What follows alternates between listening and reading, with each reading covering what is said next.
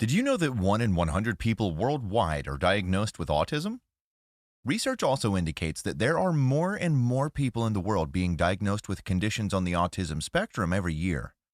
No one knows exactly why this is happening, but it's essential that everyone understands what autism is and how we can accommodate individuals with autism in a way that doesn't alienate them. Children with autism usually begin to show signs of it around the age of 18 months. Here are some of the signs that are more typical and may indicate that a child has some form of autism. Note that even if you recognize your child in one or more of these signs, it does not mean that the child has autism. Only a professional can determine that, and the process may vary depending on the country you live in. Here are some of the signs. Does not respond when called even though they seem to hear sounds. Appears to be in their own world. Does not make eye contact, smile at you, or notice when you enter or leave a room. Prefers to play alone and may play with objects in an unusual, mechanical, and repetitive way. May have tantrums more often than other children. Has delayed language development or stops and even regresses in language development. Is more sensitive to changes around them than other children. Is more sensitive and selective about clothes and food than other children.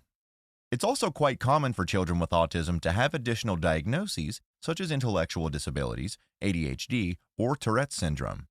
Additionally, they may experience sleep difficulties and may develop anxiety and depression in adulthood. So how can we accommodate these children in the best possible way? There are essentially two arguments for how to accommodate children with autism. One involves not accommodating them at all to avoid making them feel more different than others, and instead focusing on the uniqueness they bring. While this approach comes from a good place, it contradicts most of the research done on children with autism, which suggests that they have much higher stress levels and a brain that works differently from a neurotypical brain. The other argument is all about making the day easier for children with autism. Here, I've created a model showing you how a neurotypical child experiences stress in a daycare or school setting.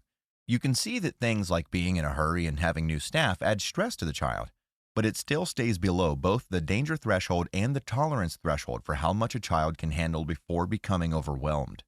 When the tolerance threshold is reached, it's common to feel like losing control.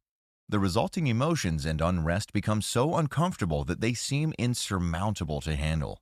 Both acting out and withdrawal are common reactions when the tolerance threshold is exceeded. In the second model, you can see how various factors affect the child with autism. The fundamental challenges that children and young people with autism face mean that stress levels are normally very high. Without adequate accommodation, these challenges themselves fill the entire space. That means there's no room for unforeseen events before it has consequences for the child's ability to learn. It's important to be aware of this underlying stress that fills the space for children and young people with autism. Therefore, it's important to have predictability in what will happen, when it will happen, and clear expectations for the child. Here are some overarching principles you can use in everyday life with children with autism. Structure, overview, and predictability. Support the child in language and communication. Support the child for success in social interaction. These three principles are crucial for children and young people with autism to realize their potential. The lack of this accommodation will lead to feelings of chaos, stress, and loss of control.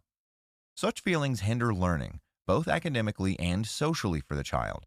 Some specific measures you can focus on having your kindergarten or school implement are having a daily schedule in the classroom with symbols showing activities that will happen during the day, dividing into smaller groups for play, creating quiet zones in the kindergarten where the child can retreat when they need peace, having permanent staff with a special responsibility, preparing the child and supporting them in transition situations, avoiding sarcasm, irony, or metaphors. When the child starts at school, tools like a smartwatch can also be useful. Let me tell you about Tom. Tom is 14 years old and attends junior high school. He has little verbal language and cannot ask questions if he wonders about something. He gets restless when he doesn't know or remember what's going to happen. When he's restless, he can't concentrate at school. This fall, he got a smartwatch.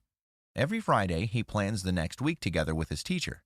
They sit together in front of the computer and set up daily plans for what will happen at school the following week. All the information is transferred to Tom's smartwatch. At home, he does the same thing with his mother. Now, he can take a look at the watch when he needs to. The smartwatch gives him both independence, peace, concentration, and control over his own daily life. In conclusion, understanding and accommodating individuals with autism is crucial for creating an inclusive and supportive environment.